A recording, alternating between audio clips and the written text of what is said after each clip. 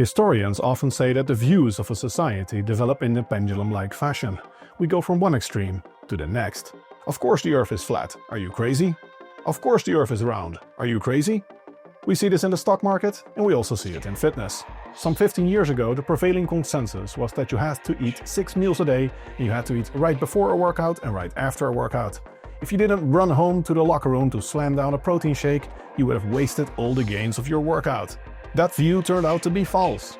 But from that view, we have gone to the next extreme, that nutrient timing doesn't matter.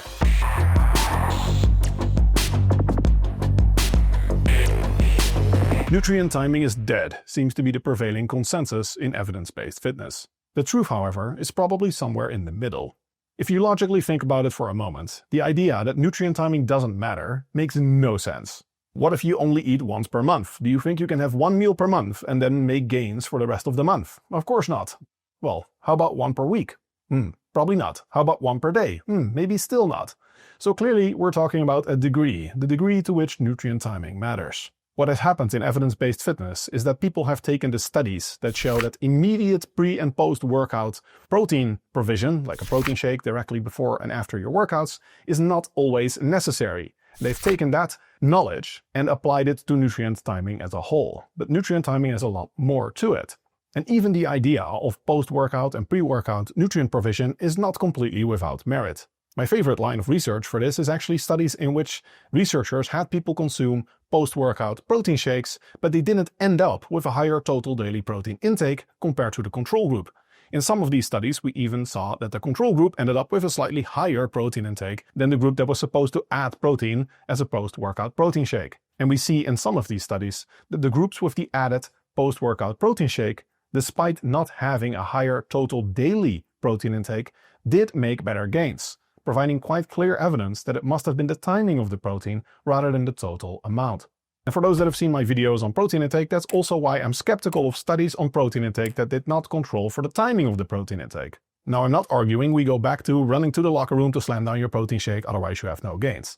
That turned out to be completely flawed. The majority of research shows that it's not, for one, the timing of the protein intake, but when the nutrients are in your blood. Your muscles don't care about when you consume the protein. What matters is when the amino acids are in the blood.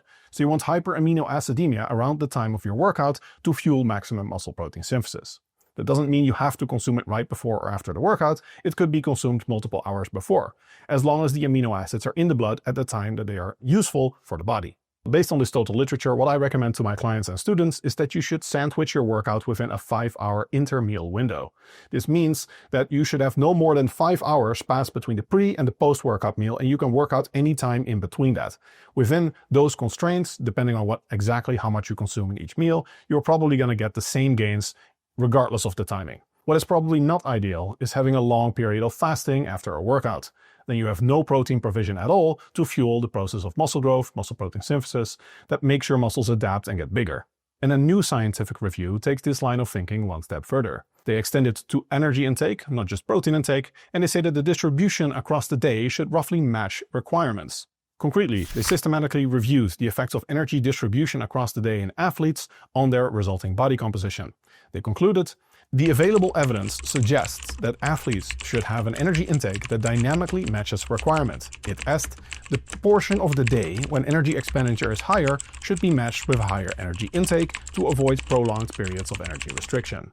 Now, I will say that this review is quite weak in terms of evidence. The review heavily relies on observational research, essentially just finding that athletes that do this, that match their energy intake roughly with their expenditure, seem to have better body compositions than people that don't. But they don't have interventions with randomized controlled trials and control groups showing that actually adjusting your energy intake like this improves your gains. So I would say that this evidence is quite weak, but there is some other evidence that matches with this, and I do think it's plausible. It makes intuitive sense, at least. So one of the interventions that they didn't include in their review, because the participants weren't athletes, but they were lifters doing full body workouts 3 times a week, is by Kime et al. From 1997.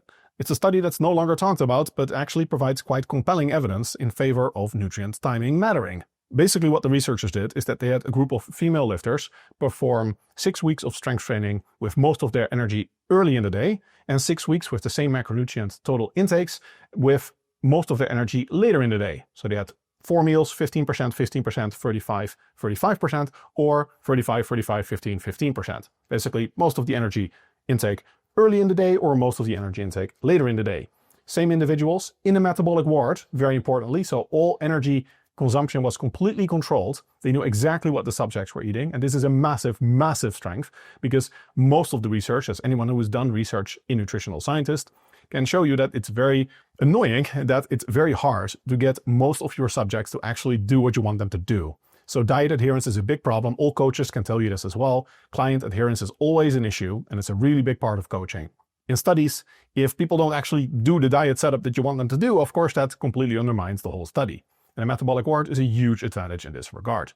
And in this study, the women trained after breakfast. So they had most of the energy intake in this period of the day, with the workout also here, and then very little energy intake in the post-workout meals, or they had relatively little energy intake beforehand, and then most of the energy intake in the post-workout period between the workout and bedtime. The researchers found that muscle retention was significantly better when the women had most of their energy intake in the second part of the day as opposed to the first part of the day. Fat loss was similar, but due to the better muscle retention, in fact, no significant muscle loss in the group that has most of their protein and energy intake in the later part of the day, they had a slightly bigger change in body fat percentage. So overall nutrient partitioning was decidedly better in the PM pattern, where they had most of their energy intake later in the day. By the way, check this out.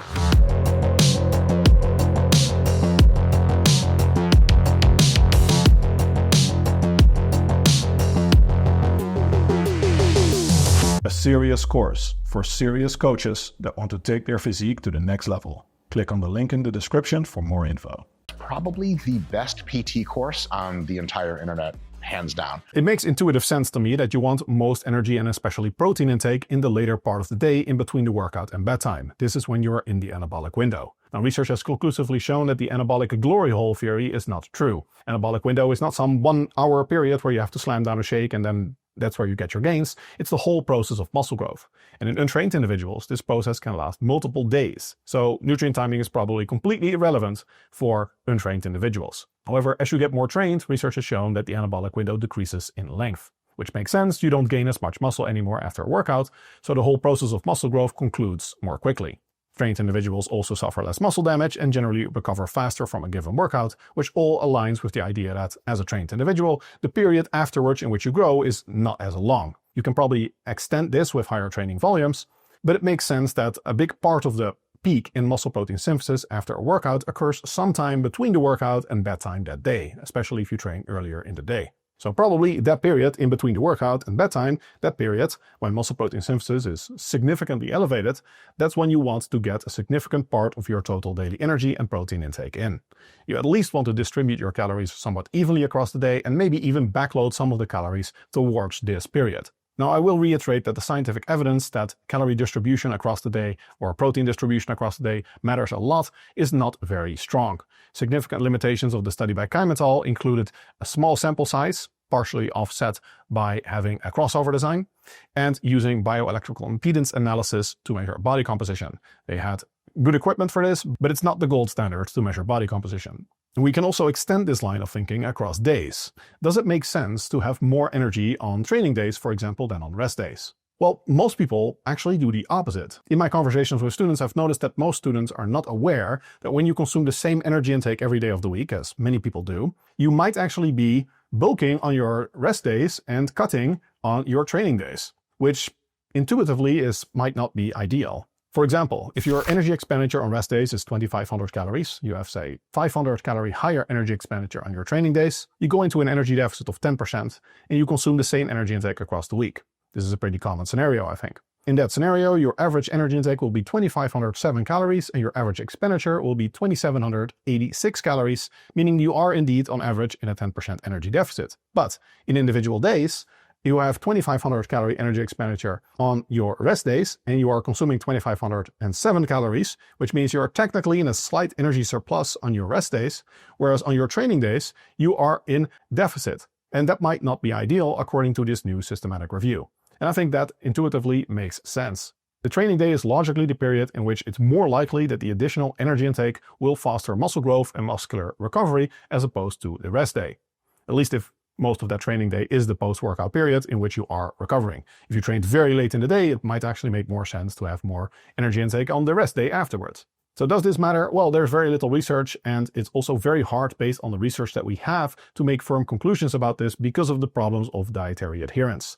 Any effect on energy or protein timing is generally less than the effect of the total intake. Although we've seen some of the studies I mentioned earlier that found that the timing mattered even when total intake did not change. Or in some cases, even when the total protein intake was higher, the protein timing group still had better results. So it's possible for timing to matter, but in most cases I would say that if you have 3 meals a day, you distribute your calories roughly equally across the day, you fulfill that rule that your workout is somewhere between a 5-hour window between 2 meals, the effects of additional protein or energy timing are going to be marginal and only relevant for well-trained individuals. Still, I think for maximum gains, it makes sense that you want to roughly align your energy and your protein intake along with the requirements over time. So you want to roughly synchronize your protein intake with the anabolic window, the protein synthesis that your body is capable of, and you want energy intake to roughly correspond with energy expenditure. This is not a big deal, but it might help optimize your nutrient partitioning for those advanced individuals that are looking to squeeze out every bit of muscle gain that they can.